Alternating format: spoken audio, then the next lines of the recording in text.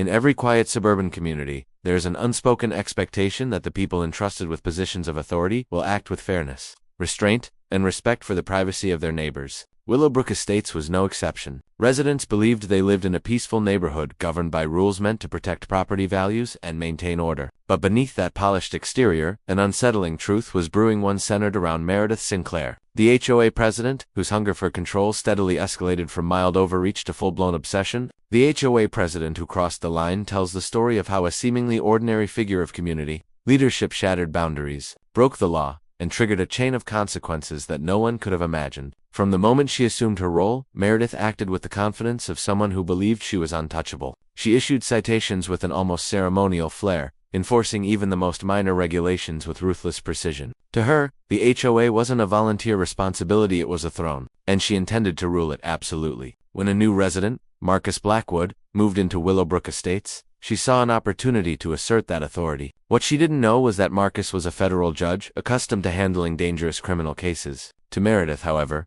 he was simply a quiet homeowner who didn't jump when she snapped her fingers. Her first compliance notice was little more than a curious annoyance to Marcus. But to Meredith, it was the opening move in a battle only she believed existed. When he didn't respond, her irritation grew into obsession. Each week brought a new accusation, a new attempt to pull him under her control window blinds. Mailbox paint, a small American flag, even a backyard bird bath. None of these issues were real violations, but Meredith didn't care about truth. What mattered was dominance. She was determined to force Marcus to bend to her authority, unaware that she was provoking a man far more powerful and far more protected than she realized. As weeks progressed, Meredith's campaign shifted from persistent to invasive. She spread rumors, implied wrongdoing, and pushed for intrusive inspections of every home in the community. When the board rejected her proposal, she made her most reckless decision yet. Convinced that Marcus was hiding something, she used a stolen contractor code to break into his home and act so bold, so outrageously illegal, that even seasoned federal marshals were shocked when they watched the live security footage. Meredith's trespass wasn't a momentary lapse in judgment. It was the culmination of months of escalating abuse of power. Inside the house, she behaved not as a concerned HOA president but as an investigator with fabricated authority. She photographed personal items, rummaged through drawers, and even staged violations for her own narrative.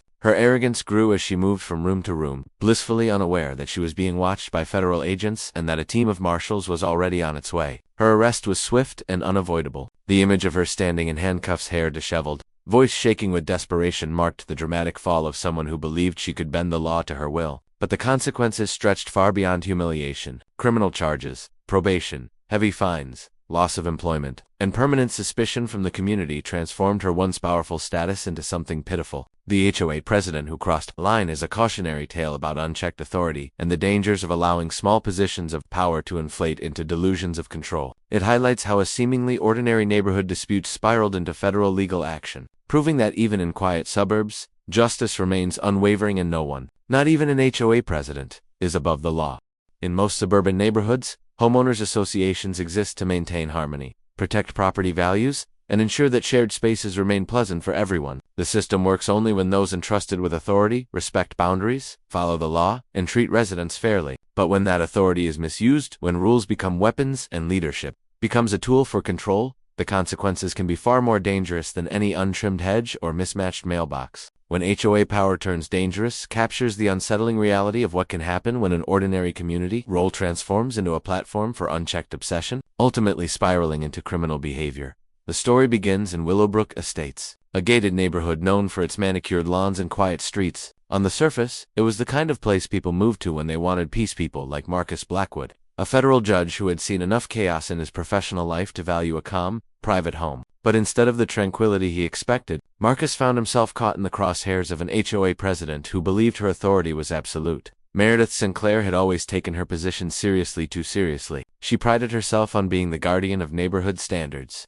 Yet her version of standards had less to do with community, well-being, and more to do with personal power. Her reign had gone unchecked for years because no one wanted to challenge her. The residents tolerated her strict rules, her nitpicking, and her passive-aggressive letters because it was easier than confronting her. But when Marcus arrived and didn't react to her escalating demands, Meredith interpreted his silence not as indifference, but as defiance. From that moment, her focus on him intensified. Harmless notices turned into weekly accusations, each more absurd than the last. The color of his blinds, the shade of his mailbox, the size of an American flag, none of it mattered in reality. But to Meredith, These violations became proof that Marcus needed to be brought under her control. She viewed herself not as a volunteer, regulating community guidelines, but as an enforcer with authority over every private space in the neighborhood. As time passed, Meredith's fixation evolved from administrative pressure into personal intrusion. She whispered to neighbors that Marcus was hiding something. She suggested illegal activities with no evidence. She pushed for mandatory inspections, ignoring the obvious invasion of privacy such a policy would create. When the board refused, she didn't reconsider. She escalated. The day she broke into Marcus's home marked the moment when her obsession crossed into true danger. Armed with a stolen contractor access code, she entered not as a concerned official but as someone who believed she had the right to search, judge, and expose. Inside, she wandered confidently from room to room, opening drawers, photographing personal belongings, and even staging scenes to fabricate violations. This wasn't oversight. This wasn't leadership. This was delusion meeting opportunity, a combination that, too, often leads to destruction. What she didn't know was that Marcus's home was monitored by federal security due to his position. Every step she took was recorded. Every drawer she opened watched by marshals in real time. What she considered a bold, righteous inspection was, in fact, a federal crime unfolding under direct surveillance. Her arrest shattered the illusion of power she had constructed. In moments, the feared HOA president became just another defendant facing charges she never imagined would apply to her. Breaking and entering, criminal trespass, impersonating authorities count revealed just how far she had strayed from the role she once claimed to uphold.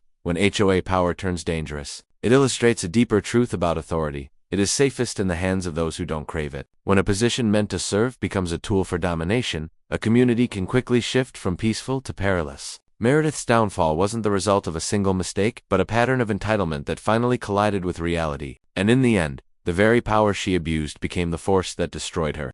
The story behind the president who broke into a judge's home unfolds like a slow-burning crisis that erupts into a dramatic collision between arrogance and the rule of law. In a quiet, gated community meant for privacy and peace, no one imagined that an HOA president, someone entrusted with maintaining order, would become the center of a federal criminal investigation. Yet that is exactly what happened when Meredith Sinclair allowed her obsession with control to override common sense, ethics, and legality, leading her to commit a crime that shocked everyone who witnessed the aftermath. Meredith had spent years crafting an image of herself as the guardian of Willowbrook Estates. She strictly enforced rules, issued violation notices with excessive enthusiasm, and carried herself as if the neighborhood belonged to her. Residents grumbled, rolled their eyes, and endured her overreach because it was easier than confronting her. But when Marcus Blackwood moved into the community, Meredith encountered her first true obstacle. Marcus was private, quiet, and uninterested in participating in community politics. He offered polite greetings, kept to himself, and ignored the petty warnings Meredith sent him. What she saw as disrespect was, in truth, a man simply living his life without inviting unnecessary conflict. Her irritation quickly grew into fixation. She escalated from harmless reminders to aggressive accusations, convinced that Marcus's indifference indicated wrongdoing. Each week brought a new letter, a new complaint, a new attempt to force compliance. Marcus, however, was not intimidated. His career as a federal judge had exposed him to far more serious threats than HOA nitpicking. He had no reason to treat Meredith's antics as anything more than background noise. To Meredith, though, his lack of response felt like a challenge. She began speculating to neighbors, implying that Marcus might be hiding illegal activities.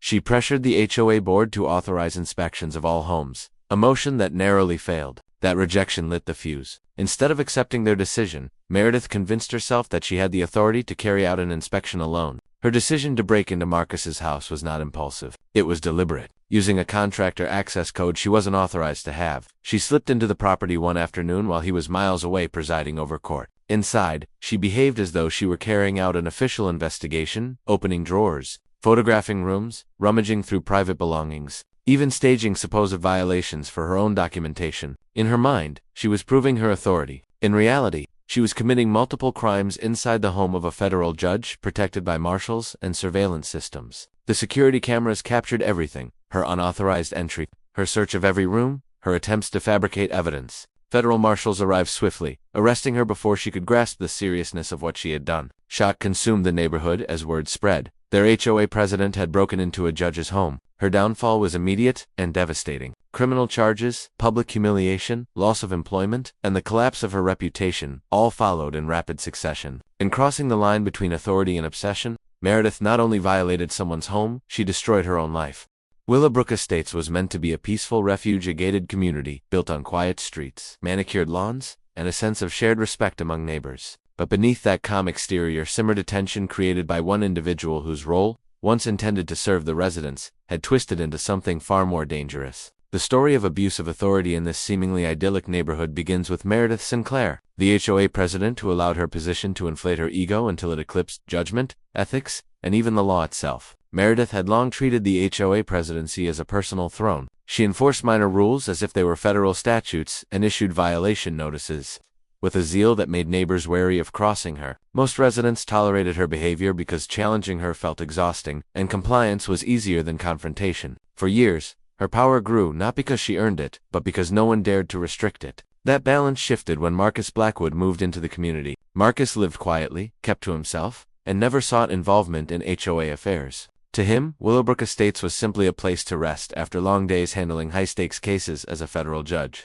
To Meredith, however, his privacy looked like rebellion. When he didn't immediately respond to her first compliance letter about something as trivial as the shade of his blinds, she interpreted his silence as defiance. From that point on, the pattern became clear. Each week brought a new, increasingly absurd accusation. Whether it was his mailbox, a small American flag, or even a backyard bird bath, Meredith found reasons to target him. None of the violations were legitimate, but legitimacy no longer mattered to her. Marcus's indifference threatened her sense of authority, and she became determined to assert control over him. Her behavior escalated outside official notices. She began whispering to neighbors that Marcus was hiding something. At meetings, she implied that anyone refusing inspection might be engaged in illegal activities. These were not the actions of a responsible leader, they were the tactics of someone weaponizing community rules for personal dominance. But the turning point came when the HOA board rejected her proposal for intrusive home inspections. Instead of accepting the decision, she convinced herself she still had the right to act. One afternoon, armed with a contractor access code she was never authorized to use,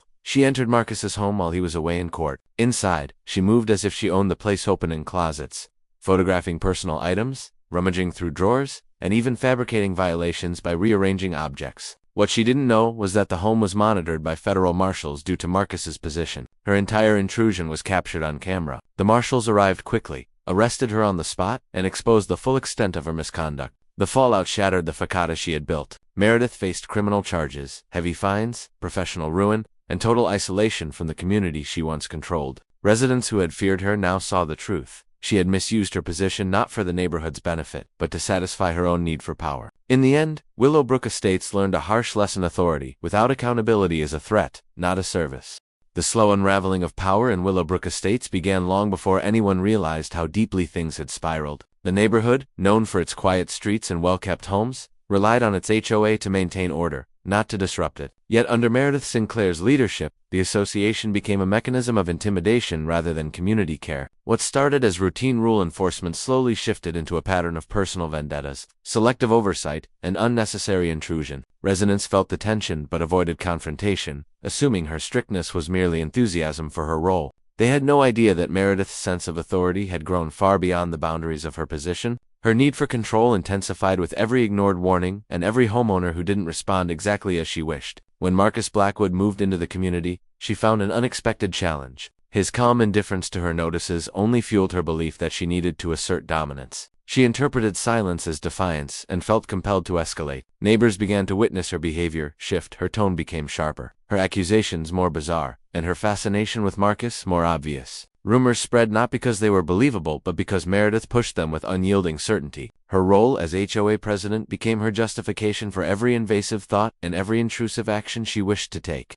The line between governance and harassment blurred completely the moment she decided to enter Marcus's home without consent. Motivated by a twisted sense of entitlement, she convinced herself she had the authority to inspect his private space. Using an unauthorized code, she stepped inside his home with the confidence of someone who believed the rules did not apply to her. This act of trespass was the clearest display of how deeply she had abused her authority. Everything inside his home became a target for her scrutiny: books, drawers, personal items, none of which were within her jurisdiction. She photographed, rummaged, and rearranged as though the house were a stage set for her imagined violations. What she didn't understand was that her actions were unfolding under federal surveillance. When marshals surrounded the property and detained her, the illusion of power she had built collapsed instantly. The community that once tolerated her strictness now saw the truth.